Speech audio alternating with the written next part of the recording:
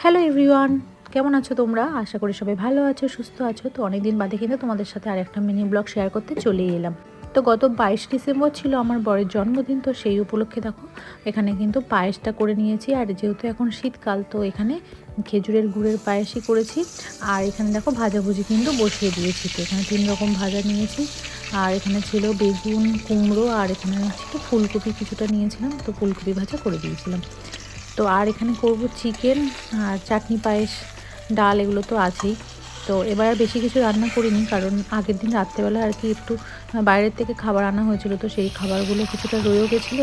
আর যেহেতু আগের দিন রাত্রে সব খাবার দাবার খাওয়া হয়েছে, তো এই জন্য আজকে কিন্তু বেশি কিছু আর রান্না করিনি। তো যাই হোক, এখানে কিন্তু এরপর ভাজাটা করে নিচ্ছি।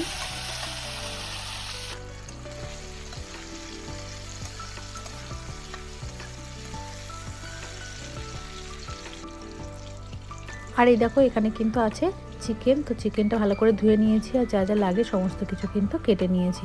আর এই যে ভাজাটা আমার কিন্তু হয়ে গেছে। তো দেখো এই যে চিকেনও কিন্তু এরপর কষানো হয়ে গেছে।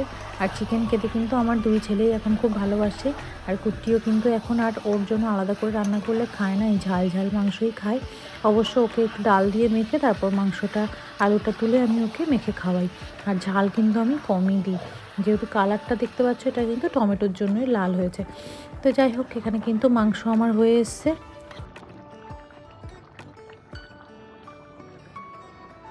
তো এইদিকে দেখো ভাতটাও কিন্তু বসিয়ে দিয়েছি। তো এই যে এরপর কিন্তু থালা সাজিয়ে রেখে দিয়েছি বর মহাশয়ের জন্য। তো দেখো এখানে আছে বেগুন ভাজা, কুমড়ো ভাজা, তারপর করেছিলাম দেখো এখানে হলো ফুলকপি ভাজা, ডাল, মাংস, চাটনি, পায়েস, সব কিছুই কিন্তু এখানে সাজিয়ে দিয়ে দিয়েছি। তো ওর আসতে একটু দেরি হচ্ছিলো, তো গুছিয়ে রেখেছি, যখন আসবে তখন দিয়ে দেবো। আর এদিকে দেখো কুট্টি সকালে আমার অবস্থা কি করেছে, এখানে নখ দিয়ে এরকমভাবে খিমচে দিয়েছে। তো যাই হোক, এই কেকটা কিন্তু আগের দিন রাত্রেবেলায় কাটা হয়েছে, যেহেতু দাদাভাই ছিল। তো ওই জন্য কিন্তু আগের দিন রাত্রেবেলায় ওর জন্মদিন সেলিব্রেট করা হয়েছে। তো এই যে দেখো সবাই কতটা খুশি।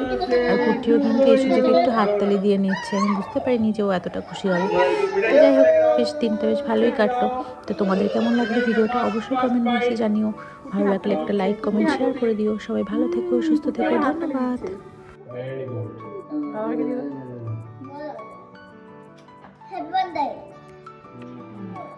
আরে যা বাজে টাকা সব খুব খুশি হচ্ছে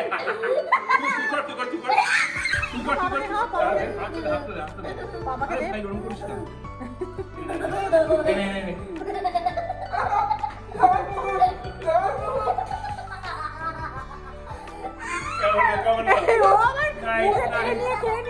মুখের থেকে